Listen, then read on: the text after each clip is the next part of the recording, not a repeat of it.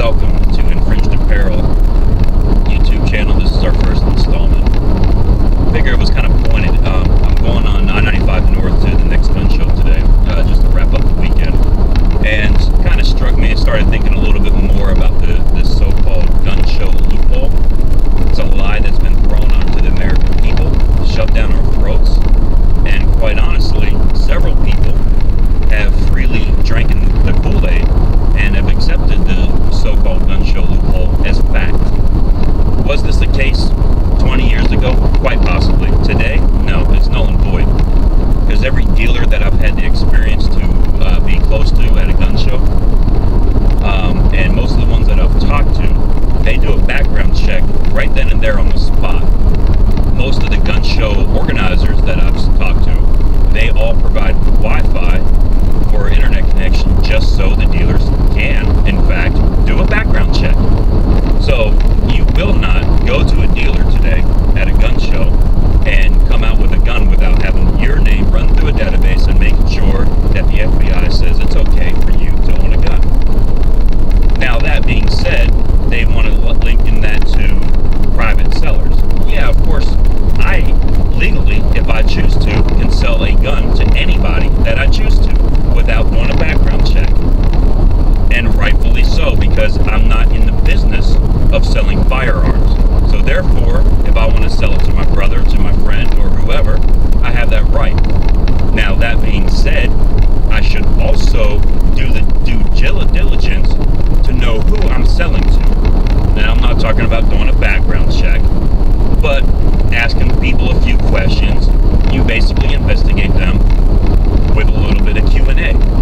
Once you do that, you will determine whether that person probably should be owning a firearm or not. And again, that brings up another point. Are there people in the gun show, or in the gun community rather, who own guns that probably should not own guns? In my opinion, yes. But who am I to take that right away from them? It is not my place to say you should not have a gun, because once you get into that aspect, then who chooses who should have a gun or not?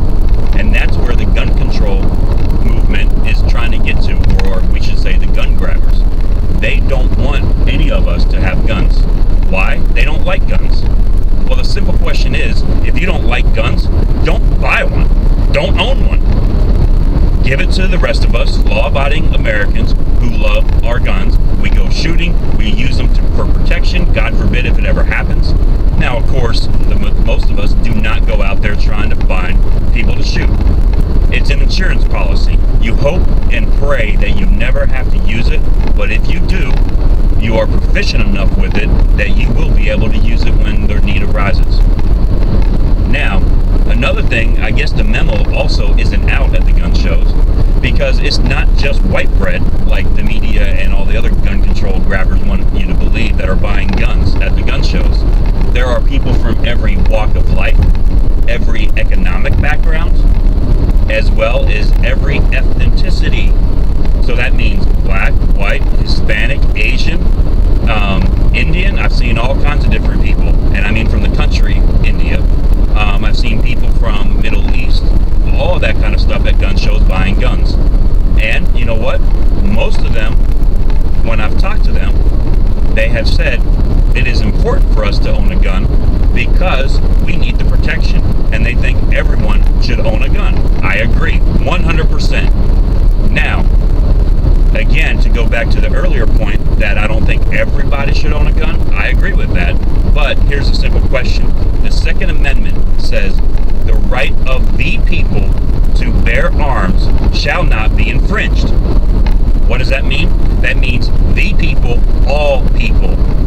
That doesn't mean, and it never said, the right of a few people chosen by an elite group shall have the right to bear arms that shall not be infringed. It doesn't say that. It says the right of the people to bear arms shall not, will not be infringed. It's a law that was set in place. Oh, by the way, that is one of the first law of the land, not Obamacare, just so you can say that. So if you're going to try to say that Obamacare or any of the new laws today is the law of the land, well, stay away from my Second Amendment. Just saying. So again, the gun show loophole is null and void. The only hole is the hole in people's head where their brain should be that actually believes the gun show loophole today is a true fact, because it's not a fact.